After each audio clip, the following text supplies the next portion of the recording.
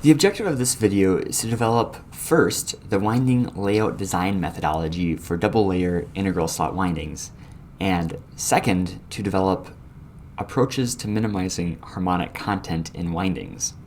In a previous video, we've talked about how to lay out a single layer winding. We developed a design methodology, a set of design steps that allows us to take a number of slots, poles, and phases and convert that into a winding layout schematic using a star of slots design approach. In this video, we're going to extend that to a double layer winding, and then in the later part of the video, we're going to talk about techniques to minimize the harmonic content, that is, techniques to minimize winding factors for harmonics other than the fundamental. Let's get started with the double layer winding approach. I've sketched on the left side a double layer winding, which I have copied and pasted from our previous video on single layer windings. And so you can see that this is again the 12 slot 4 pole winding with 3 phases. And on the inside, we have exactly what we had for the single layer winding. I even preserved the phase assignment to the coil sides. However, what I've added new in this diagram is another set of coil sides that is in the back of the slot, and those I have not assigned anything to yet. And so first we can introduce some terminology here. This inner ring is the inner layer of our winding, or the top layer of our winding. That's the portion of our slot that faces the air gap of our motor. And this outer ring out here is the bottom layer of our winding. That is the portion of our slot that faces the stator yoke.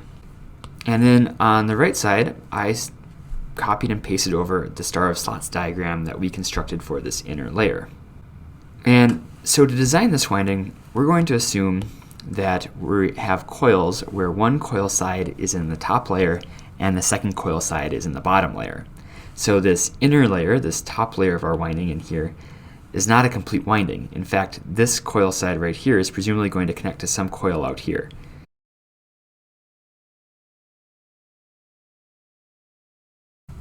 So our procedure for designing a double layer winding is as follows.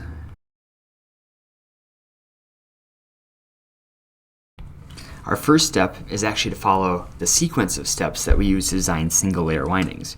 We'll use the star of slots approach right here to determine how our inner layer coil sides are assigned to the different phases. Our second step is then to determine the coil pitch or the coil span in order to figure out what coil sides in the bottom layer are assigned to which phase. So, for example, if we had hypothetically said that Y should be equal to 2 slots, then we would connect each of these coil sides and the inner layer to a coil side in the outer layer that's 2 slots away and is facing the opposite direction. So that would be a U minus. And we do the same thing for W. And this is the complete procedure. But in order to finalize this, we need to talk about how we select our coil pitch, or our coil span.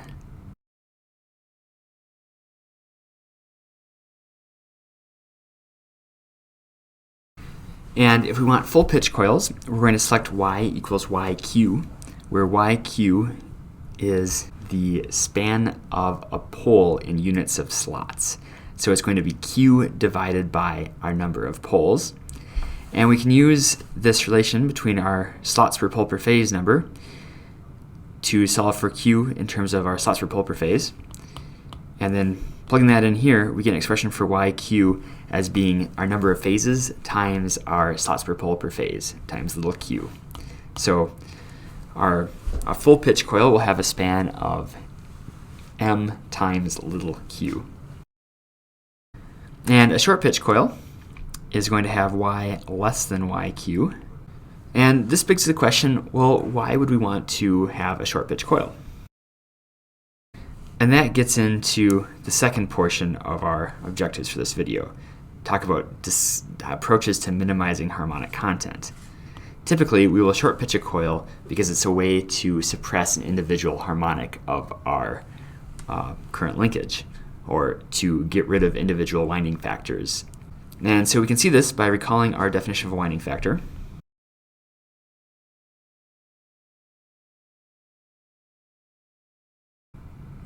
And so what I've done here is I've written out our definition of winding factor in terms of a sum of pitch factors, and then I've extracted the common term from our pitch factors, which is the sine of Vp times gamma by 2. And so we can see from this that gamma is the span of our coil in radians, and if we set gamma to certain values, we can totally eliminate a harmonic. We can pick a value of gamma such that Vp times gamma by 2, the sine of Vp times gamma by 2 is equal to 0.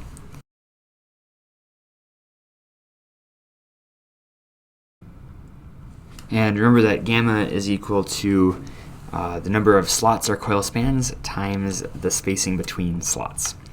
So the first reason for why we would short pitch a coil is because we can eliminate certain harmonics. The second reason is that short pitched coils have shorter end turns, which means that there's less copper, that's lower cost, and there's less loss. However, if we make our coil too short, our fundamental winding factor will be too small and will require a lot of turns in our coil in order to create enough magnetic field or in order to create a large enough current linkage. So if gamma is too small, our winding factor is too small as well, and it's hard to get the electric loading that we need.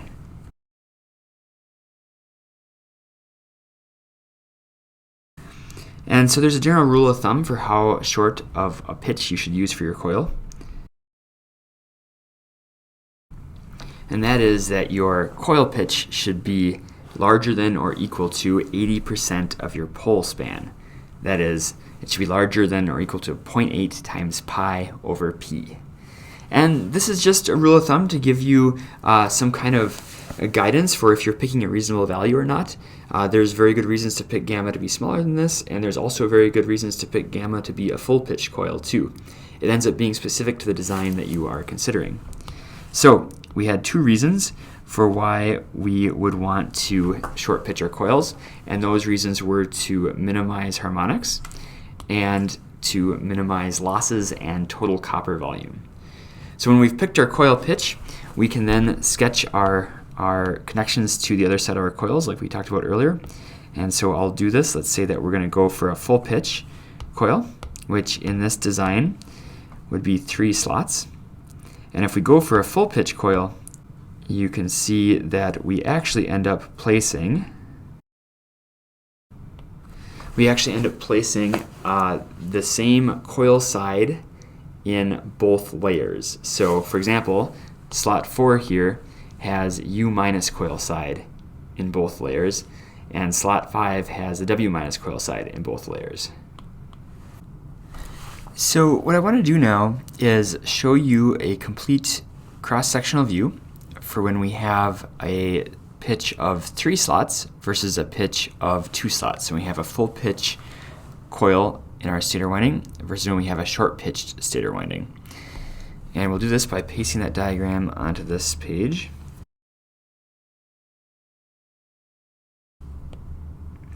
And so here on this diagram, we're going to show our full pitch version.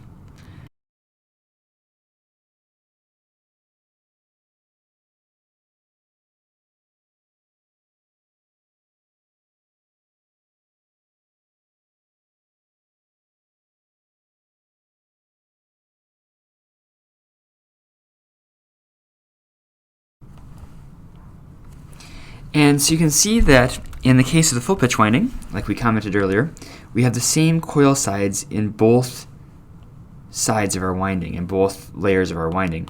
And so actually for the full pitch 2-layer winding, there really is no point in this being a 2-layer winding. We could implement this as a single-layer winding just as effectively. We don't have any difference in the coil side that's in the back slot versus the coil side that's in the front of the slot. Whereas when we've short pitched our winding, suddenly we have different coil sides in the different layers of our slot. And in fact, the coil sides belong to different phases. The second thing I want to point out to you is that when we short pitched our winding, it's as if we've taken this outer layer and we've rotated it clockwise by 1 slot. So this ring out here matches our winding over here, but rotated by 1 slot clockwise. And in doing that, we certainly have decreased the length of our end connections, and we also have changed the content of our slots, which coil side belongs in which slot. And so this obviously has implications for our winding factor. The fundamental winding factor is certainly going to be lower in this winding than it is in this winding, but perhaps certain harmonics are eliminated so that you have a better overall harmonic profile. To answer that, you have to look at your winding factors. And so we can see that again based off of this point right here. The next thing to point out is what a double layer winding schematic looks like. And so we'll do this again for our example 12-slot 4-pole motor.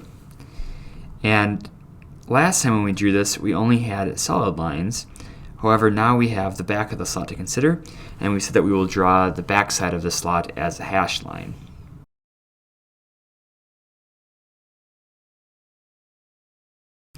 And when we go back to our winding layout results, so remember we've followed these steps. We first sketched the start of slots, and then we've put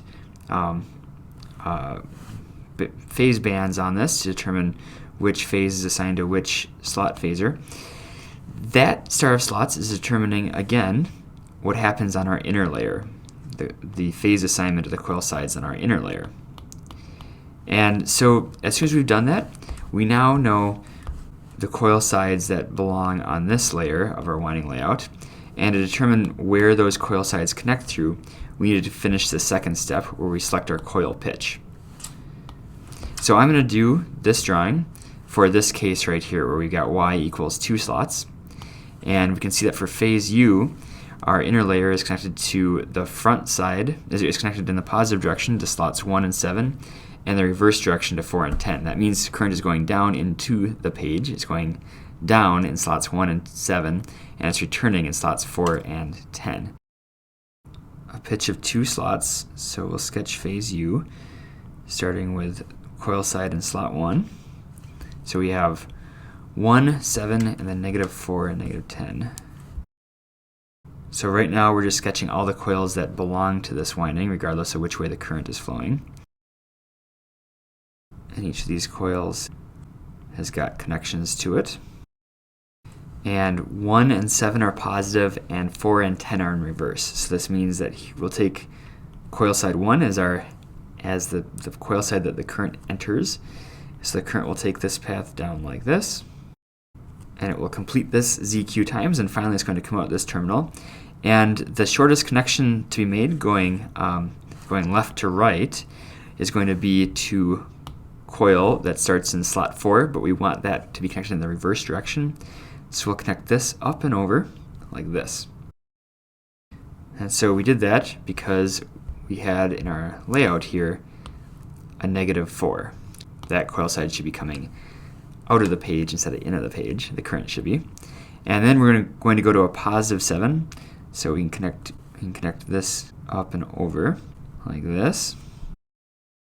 And it will do this some number of times, and finally it comes out of this terminal, and it should go to a -10. It should come out of coil side 10, which means we need to connect it backwards like this. And finally our current comes up and out over here. So we can say that this is U minus. So now we have our complete winding schematic for a double layer winding with a coil pitch of y equals 2 slots. And if we were to change this to the y equals 3 slot design, if we were to change it to this, the only modification we have to make is these connections would be going to the back of a coil side that is 3 slots away. And so what that's going to do is it's going to place both coil sides in the same slot. So slot 4 is going to contain both phase U coil sides, and then the same thing is going to happen over here with slot 7. It's going to contain both phase U coil sides, and the same thing over here with slot 10, because basically we're just moving this coil side over. So this will contain both coil sides, and then finally slot 10 is going to reach all the way over and connect into coil side in the back of slot 1. And so in highlighted here, this would be for a y equals 3 slot layout. Okay, at this point, we've talked about the winding layout design methodology. We've wrapped that up. And we've talked about some approaches to minimizing harmonic content. We talked about short pitching. But now let's talk about a couple other approaches. One approach is that we can change our phase bands to no longer be pi by m. And typically this would be changed to 2 pi by m. This is not, in my experience, this is not a very common approach, but it is an approach that can be used. Another option is that a coil can be transferred to a different phase band or to a different zone. See figure 2.17. Basically, the idea is that you move a coil side from being in the band that it belongs in, from being in the zone that it belongs in, to shifting over to an adjacent zone. And this is a way. So you have to do this throughout your entire star of slots diagram. So all phases have to be balanced and equal. And this is a way that you can cancel out specific harmonics or minimize harmonics. So in summary, we've gone in depth on developing this double layer integral slot winding layout approach. And then we've gone in depth on talking about the approach of short pitching coils and what this means. And we've briefly commented on a couple other approaches to eliminating harmonics in winding layouts.